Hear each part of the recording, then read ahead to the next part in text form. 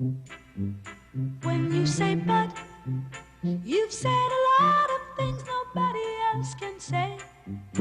When you say Bud, you've gone as far as you can go to get the very best. When you say Bud, you've said the word that means you like to do it all. When you say Bud, it means you want the beer that's got a taste that's number one. When you say Bud.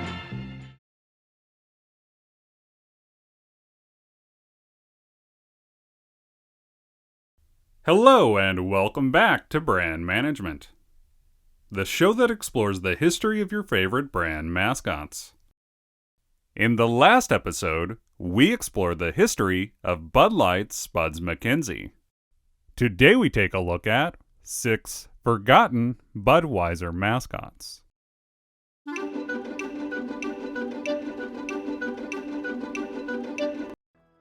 In 1969, Anheuser-Busch introduced Budman as a mascot for Budweiser.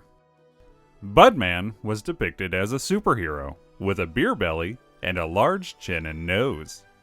He was given the title, the Dauntless Defender of Quality. Budman became a long-running staple of Budweiser promotions. The character could frequently be bought as steins and pins. Large Budman standees could be spotted in stores promoting Budweiser. In the early 70s, Budweiser introduced Mighty Malt. Mighty Malt promoted Budweiser's malt liquor. He mostly featured the same design as Budman, but wore a black and yellow costume. Budman is kind of a unique mascot in that he wasn't prominently featured in print or TV campaigns. That is, until the early 90s.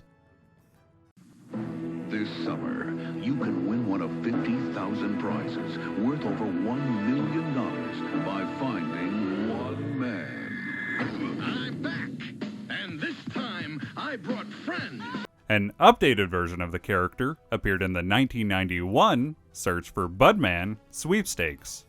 This new version wore sunglasses and featured a more muscular physique. Commercials featured a walk-around character of Budman, who would share with customers what they could win by finding him. He could also be found on promotional items such as signs, beer taps, and beer steins. While it is not clear if Budman was officially retired by Budweiser, he is no longer a staple of their promotions. Though, his legacy has lived on as the inspiration for the long-running Simpsons character, Duffman.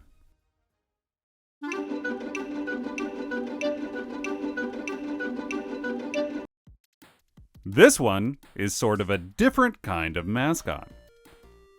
In 1983, Bally Midway released Tapper. The game was developed by Marvin Glass and Associates, and was originally released as a promotion for Budweiser. Tapper was designed to be sold to bars. Players would control a bartender who had to rush to serve Budweiser to thirsty customers. The game's bar and glasses prominently displayed the Budweiser logo. Original Tapper arcade cabinets featured a bar motif, with a brass footrest, drink holders, and Budweiser tap handles for controls. A year after its introduction, the game was retooled. Rootbeer Tapper was released as a kid-friendly replacement, which could be more widely distributed to arcades. The gameplay remained the same, but completely removed the Budweiser logos. Rootbeer Tapper has lived on, with frequent re-releases on home video game systems. The bartender himself even made appearances in Disney's Wreck-It Ralph and its sequel.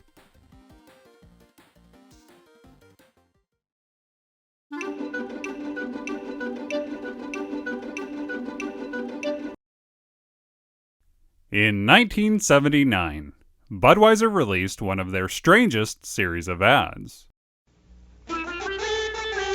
And now from Budweiser, the Tastebuds. Hey, wait a minute, boys. Here's the latest taste forecast. What is it? The Tastebuds were a group of 6 actual taste buds who lived inside an unseen character's mouth. They appeared in a series of live-action commercials where they were played by a group of actors inside a large mouth set. The Tastebuds would start every commercial complaining about dry mouth, the food they were eating, or exercise. When the voice of the mouth ordered Budweiser, they would party, as they were showered in beer. Budweiser asks, why do you think they call them Taste Buds anyway? In addition to the TV commercials, they appeared on posters, as both live-action and cartoon characters. The Tastebuds made sort of a comeback in 2020.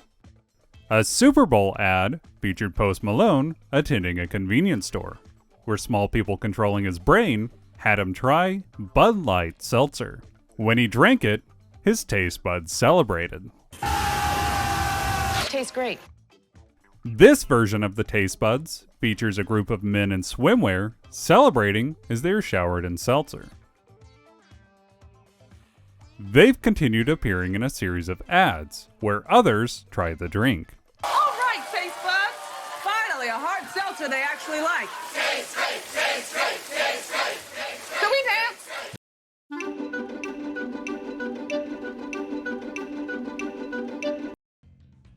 In 1989, Anheuser-Busch teamed with advertising agency Darcy Macias Benton and Bowles to create a new promotion for Super Bowl 23. They created the Bud Bowl. We're back for the kickoff of Bud Bowl 1. Bud has won the toss. They'll receive. Turn out their light. Let's kick some butt. Bud Bowl 1 was a series of stop-motion animated commercials featuring anthropomorphized Budweiser and Bud Light bottles competing in a game of football. Bud cans served as the fans of the game. The first Bud Bowl even featured a cameo from Bud Light's own Spuds McKenzie. In 1990, the Buds returned for Bud Bowl 2. This time, we were introduced to Bud reporters and a Bud marching band. The Bud Bowl continued throughout the 90s. Fans could purchase Bud Bowl shirts, pins, and drinkware. Notable sports figures such as Bob Costas, Terry Bradshaw, and Howie Long lent their voices to the games. Starting with Bud Bowl 5, the bottles became CGI characters, who were portrayed to be human-sized. Bud Bowl 8 in 1997 would be the final televised Bud Bowl. Future Bud Bowl promotions were limited to store displays and online contests. While Anheuser-Busch occasionally used the name for promotional concerts, the Bud Bowl was completely discontinued by the 2010s. The Bud Bowl players made an appearance in 2021 in a Super Bowl ad that featured Bud Light legends arriving to help an overturned Bud Light delivery truck. Bud Light, Bud Light,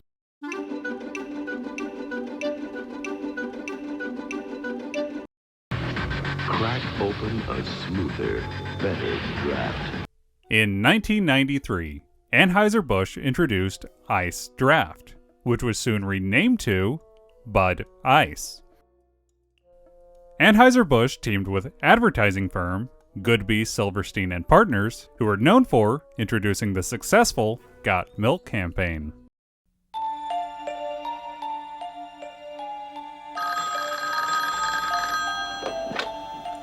Hello. How's your Bud Ice? Doobie doobie doo. In 1996, they introduced the Bud Ice Penguin. The Bud Ice Penguin appeared in a series of ads where he would stalk terrified drinkers of Bud Ice. The penguin could always be heard singing the words, "Doobie doobie doo." Doobie doobie doo, doo doo. The ads would end with the slogan, "Drink Bud Ice, but beware the penguins." The penguin appeared on merchandise, including signage, shirts, and of course, beer steins. The penguin stuck around for a few years, but hasn't appeared in commercials in over 2 decades. The penguin might still be out there somewhere, just waiting for somebody to crack open a Bud Ice. Doobie doobie doo. Drink Bud Ice, but beware the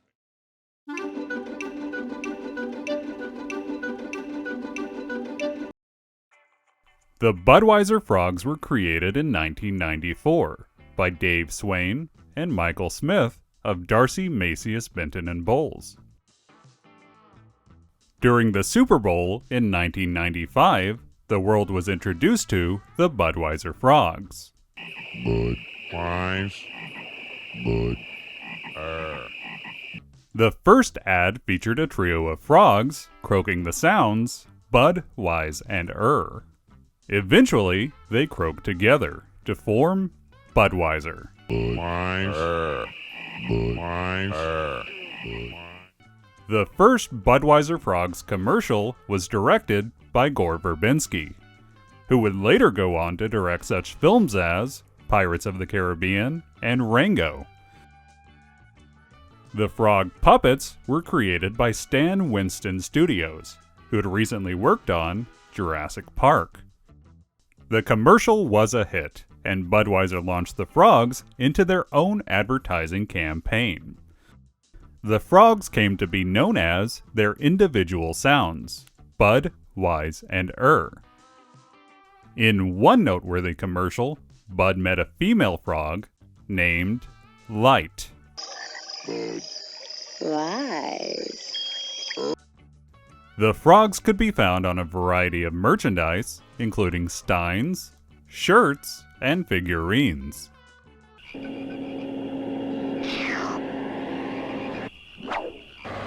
In commercials, the frogs could be seen hitching a ride on the back of a truck and stealing Budweiser on the back of an alligator.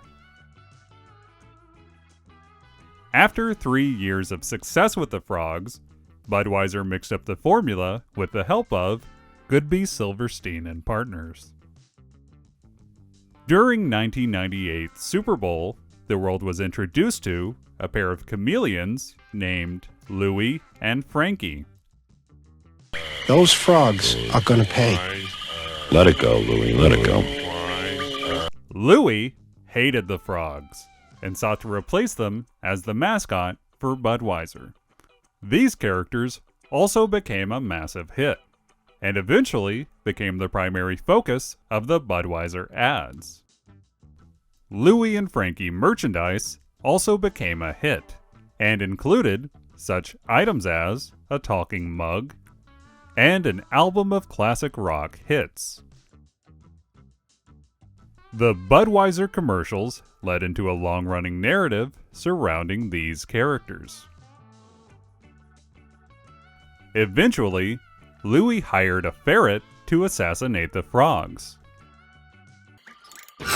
What the? Whoa, whoa! I'm no electrician, but that has got to be dangerous. Oh my. Bud? The assassination attempt failed, but did allow Louie to briefly take the position of Wise in the lineup.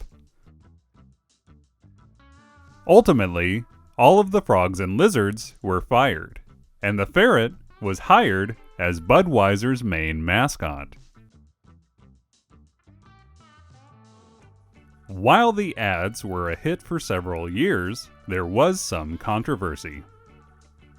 A study showed the Budweiser Frogs had become some of the most recognized characters in media among children. While Budweiser denied that children were their target audience, they eventually stopped featuring the frogs as prominently. and by the early 2000s, the characters were completely retired. The Frogs made a small comeback in 2017. A British commercial featured 3 different frogs in a swamp, croaking the words, Bud, Light, and Beer. Light, beer. Light, beer. Light, beer. Thank you for watching the latest episode of Brand Management. If you enjoyed this episode, please like and subscribe.